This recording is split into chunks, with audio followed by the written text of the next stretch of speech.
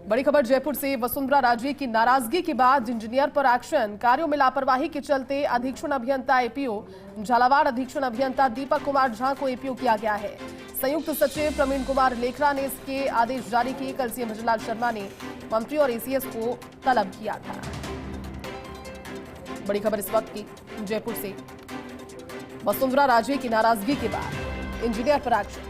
देखिए, कार्यों में लापरवाही की लगातार शिकायतें सामने आ रही थी और इस मुद्दे को उठाया जब गया, ऐसे में अधीक्षण अभियंता है एपीओ कर दिया गया है। अब झालावाड़ अधीक्षण अभियंता दीपक कुमार झा को एपीओ करने की कार्रवाई हुई है। हमारे साथ एसोसिएट एडिटर नरेश शर्मा जुड़े हैं। नरेश जी, क्या पूरी जानकारी इस खबर पर? देखिए, जिस तरह से झालावाड़ के जो जलदाय विभाग से जुड़े मुद्दों को लेकर पूर्व मुख्यमंत्री नाराजगी जताई थी, उसके बाद ये एक्शन हुआ है और अभी फिलहाल जो एससी है सुपरिटेंडेंट इंजीनियर, उनको एपीओ किया गया है। और इसके अलावा जो एडिशनल चीफ इंजीनियर है, उनके खिलाफ भी जो है वो कार्रवाई हो सकती है। और जो आरोप लगाए गए हैं आदेश में, उसमें साफ कहा गया है कि जिम्मेदारियों में लापरवाही बरती गई है, चाहे जल जीवन मिशन के मुद्दे हो, चाहे विभिन्न प्रोजेक्ट की मॉनिटरिंग हो, और खासकर जो सुदूर इलाके हैं जहाँ पेयजल व्यवस्था बेहतर तरीके से होनी चाहिए थी, वो नहीं हो पाई। तो हर जगह जो है वो अधिकारियों ने लापरवाही बरती थी। जनता परेशान थी, जनता की शिकायतें थी, और यही कारण था कि पूर्व मुख्यमंत्री वसुंधरा राजे ने फिर जो है वो अधिकारियों को लताड़ लगाई थी और अधिकारियों के खिलाफ जो है वो ट्विटर पे अपना बयान दिया था। तो उसके बाद जो है वो पूरा जलदाय विभाग है वो हरकत में आया था। कल मुख्यमंत्री ने भी जलदाय विभाग के अधिकारियों के साथ समीक्षा की थी।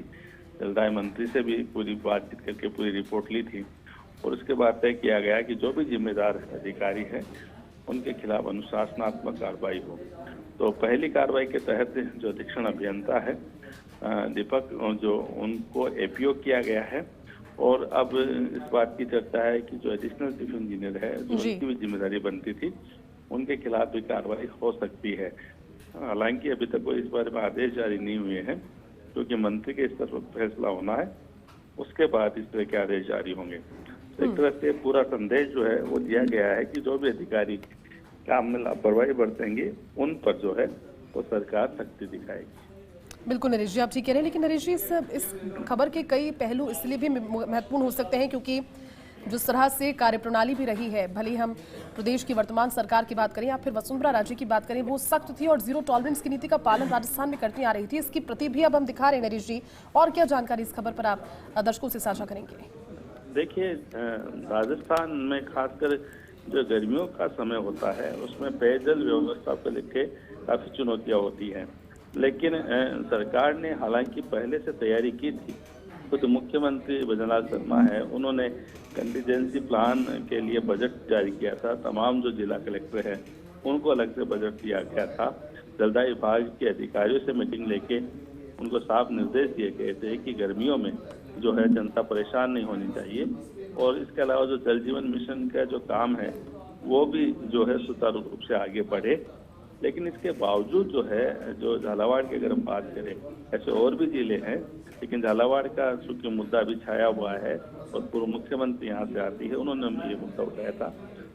झालावाड़ में भी देखा गया है कि जो कार्य की जो प्रगति है वो काफी धीमी है, चाहे वो जल जीवन मिशन के कामों की बात हो, चाहे जो कंटीजेंसी प्लान जो गर्मियों को लेके हो, इसके अलावा जो पहले से जो प्रोजेक्ट चल रहे थे झालावाड़ के क्षेत्र में, वहाँ पे उन प्रोजेक्ट को भी काफी धीमी गति से आगे बढ़ाया जा रहा था, और अधिकारी जो थे वो मॉनिटरिंग नहीं कर रहे थे।